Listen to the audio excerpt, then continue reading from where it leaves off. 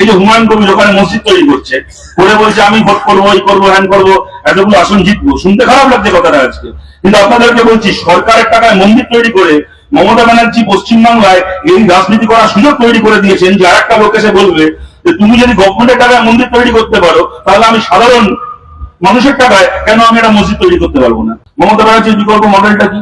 এই কদিন আগে দেখলেন মাঝে মধ্যেই উনি, আগে শুনতাম বাংলার অগ্নিকন্যা, এবং মাঝে মধ্যেই ভোট আসলে বাংলার অগ্নিকন্যা, বাংলার ঘুগনিকন্যা হয়ে যান। কদিন আগে দেখলেন আবার ঘুগনির বিজ্ঞাপন করেছেন যে বউকে বলবে বাড়িতে ঘুগনি রান্না করে দিতে, বড় গিয়ে রাস্তায় বিক্রি করবে, ভালো ইনকাম হবে। দেখুন আমি কথাটা কোনো ব্যঙ্গ বিদ্রুপ করে বলছি না, ঘুগনি বিক্রি করা, চা বিক্রি করা কোনো খারাপ কাজ না, কোনো ছোট কাজ নয়। অন্ততপক্ষে অনির্বাণের পার্টির নেতাদের মতো ওই লোকের চাকরি বিক্রি করা, গরু বিক্রি করা, চুরির বাড়ি কয়লা বিক্রি করার থেকে সম্মানের সঙ্গে রাস্তায় দাঁড়িয়ে ঘুগনি বিক্রি করা, মাথা উঁচু করে বাঁচার মতো জীবন। অভিষেক ব্যানার্জির মতো বাংলার চোর হওয়ার থেকে একটা ঘুগনি বিক্রেতা হওয়া, মানে একটা মানুষের মতো মানুষ হওয়ার পরিচয়। দেখুন আমরা হেরে গেছি 2011 সালে, আমরা সেই রায় মেনে নিয়েছি, কিন্তু 2011 সালে আমরা যে ভোটে হেরে গেছি সেই ভোটের ইস্যু ছিল পশ্চিমবাংলায় এই জমিতে কারখানা হবে নাকি ওই জমিতে। আর আজকে ভোটের ইস্যু কি? পশ্চিমবাংলার এই মন্ত্রীটা জেলে যাবে নাকি ওই মন্ত্রীটা, এই মাটিতে মসজিদ তৈরি হবে নাকি ওই মাটিতে মন্দির তৈরি হবে। আরে ভাই সিপিএম হেরে গেছে, সিপিএম চালাচ্ছে না গভর্নমেন্ট। এখন আমরা যদি আজকে ভালো থাকি তাহলে মমতা ব্যানার্জির জন্য ভালো আছি, আর যদি এখন আমাদের মামাটি মানুষ হয়ে গিয়ে থাকে তাহলে মমতা ব্যানার্জির জন্য মামাটি মানুষ হয়ে গেছে। এখন সিপিএম এর সেন্ট্রাল কমিটি কি রেজলিউশনে লিখেছিল জমি অধিগ্রহণ, হ্যান ত্যান। জমি অধিগ্রহণ দিয়ে যদি লড়াই করে মমতা বন্দ্যোপাধ্যায় ক্ষমতায় এসেছিলেন, ক্ষমতায় এসে দেউচা বাজারেতে লাখ লাখ টাকা মাইনে দিয়ে কতগুলো বুদ্ধিজীবী পুষেছেন যাদের কাজ হচ্ছে সরকারের টাকা মাইনে নিয়ে ওখানকার আদিবাসীকে জমি থেকে উচ্ছেদ করে আদানিকে সেই জমি ট্রান্সফার করা। এই কল্যাণ থেকে কয়েক কিলোমিটার এগুলো ফারাক্কার আমবাগান দিয়ে বিজেপি প্রজেক্ট করেছে, আদানিকে স্যাংশন করেছে। আদানি বিজেপির গভর্নমেন্টের স্যাংশন করা প্রজেক্ট যে ফারাক্কা দিয়ে কার নিয়ে গিয়ে বাংলাদেশে বিদ্যুৎ বিক্রি করবে। তার জন্য আদানিকে ওই আমবাগান দখল করে ওখানে বিদ্যুতের পোল লাগাতে হবে। মমতা ব্যানার্জি ওখানকার বামপন্থী এবং কংগ্রেস কর্মীদেরকে মানে এমন ভাবে মারলেন, একজন কংগ্রেস কর্মীর স্ত্রী থানায় গিয়ে তার পাশে বসে তার স্বামীকে চিনতে পারছে না, তার চেহারা এমন পাল্টে গেছে। কুকুরের মতো মাটিতে ফেলে মমতা ব্যানার্জি মেরেছে। কেন না? আদানির জন্য ফারাক্কার আমবাগানের জমিটাকে তুলে দিতে হবে বিজেপির আদানির যৌথ প্রজেক্ট, এখানে মমতা বন্দ্যোপাধ্যায় পাহারাদারিত্ব করছেন।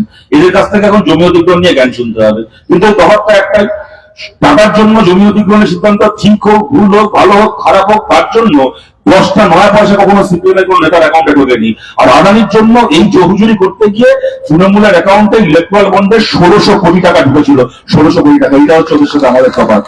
এই সিপিএম এর সি ফর ক্যাপিটালিস্ট কে জানি না, কিন্তু টিএমসি মানে হচ্ছে টাকা মারা কোম্পানি। এই নিয়ে পশ্চিমবাংলার 5 বছরের বাচ্চাদের কোনো সন্দেহ নেই।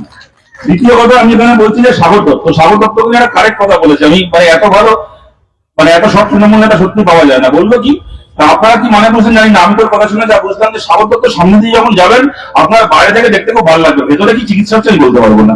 সত্যি কি সরল না, মানে এর থেকে সত্যি কথা আর কিছু হতে পারে? সরকারি হাসপাতালগুলোতে বাইরে থেকে দেখতে ফ্যান্টাস্টিক হয়েছে, ভেতরে গেলে লোক মরে যাচ্ছে। কি মিষ্টি সেটা দাঁড়িয়ে মাইকে বলছে।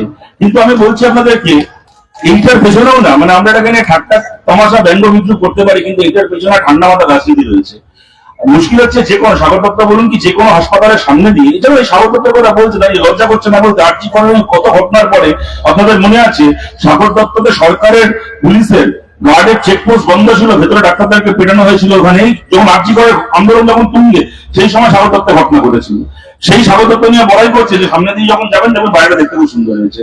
আসলে এই রাজনীতিটা হচ্ছে একটা সাগর দত্তের মতো হাসপাতালের ভেতর যদি চিকিৎসা করায় 10 জন, তো সামনে রাস্তা দিয়ে হেঁটে যায় 100 জন।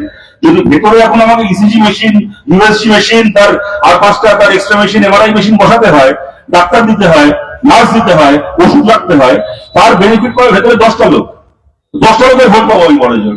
আর তার বদলে ওই টাকা দিয়ে যদি বাইরে আমি নীল সাদা রং করি আর মমতা ব্যানার্জির বড় বড় ছবিটা নিয়ে দিই, তাহলে সামনে দিয়ে হেঁটে যাবে 100টা লোক, যাওয়ার সময় দেখে বলে বাহ দেখেছো বামফ্রন্টের আমলে ভাঙাছড়া বাড়ি ছিল, এদের আমলে কি সুন্দর ছাঁচার চলে হাসপাতাল হয়েছে, 100টা লোকের সামনে আবার বিজ্ঞাপন হবে। এইটা হচ্ছে মমতা ব্যানার্জির সরকার চালানোর পলিসি।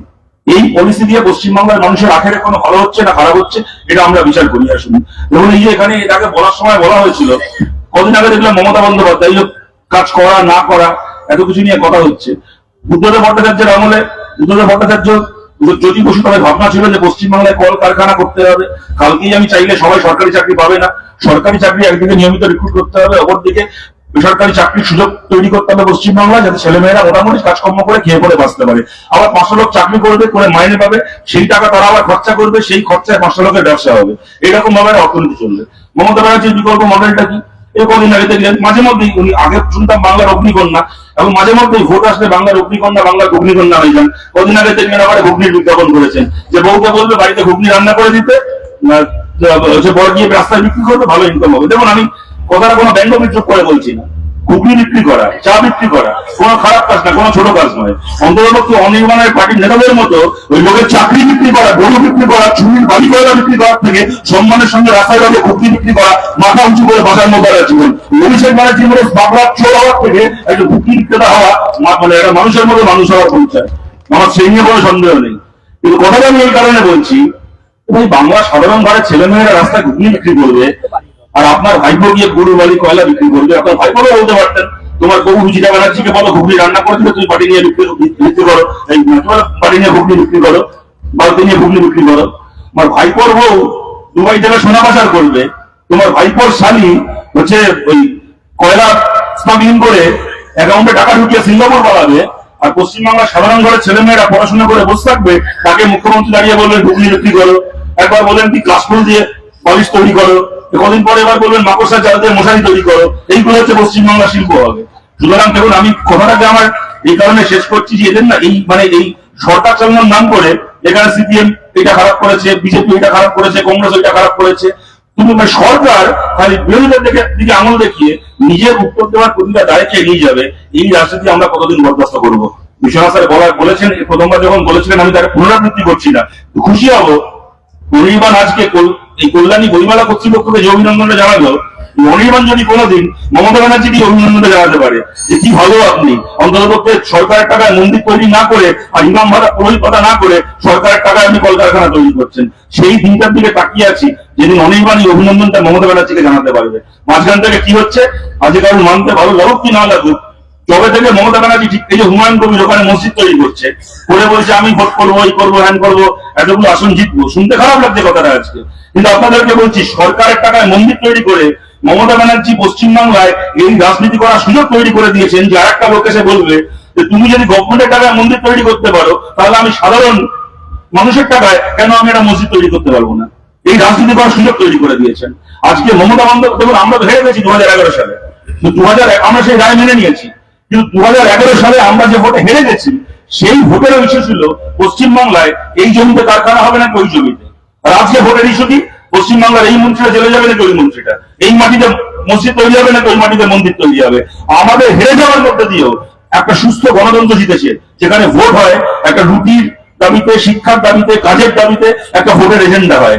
আমরা হেরে গেছি, সেই ভোটে আমরা পরাজিত হয়েছি, কিন্তু আমরা পরাজয়ের মধ্যে দিয়েও মানুষের এই এজেন্ডাগুলোকে সামনে সারিতে রেখে দিয়েছি। আর এরা আসার পরে কি বললো, 1 কোটি ভোট এরকম ভাবে জিততে পারে, হারতেও পারে। কিন্তু আলটিমেটলি পশ্চিমবাংলার একজন তৃণমূল ঘরের সাধারণ ছেলেমেয়েও হারলো, যে ছেলেটা, যে মেয়েটা এখন ঘরে বসে দেখছে, তার জন্য মমতা ব্যানার্জি দীঘায় জগন্নাথের মন্দির বানাবে, হুমায়ুন কবির বেলডাঙ্গায় আপনি মসজিদ বানাবে, আর তৃণমূল পরিবারের একটা সাধারণ ছেলে, একটা সাধারণ মেয়ে কি করবে, হাতে বাটি নিয়ে ওই মন্দির মসজিদে সিঁড়িতে বসে ভিক্ষে করবে। সে জীবনে চাকরি বাকরির মুখ দেখবে না। এইরকম একটা পশ্চিমবাংলা তৃণমূল সমর্থকদের জন্য মমতা ব্যানার্জি তৈরি করেছেন।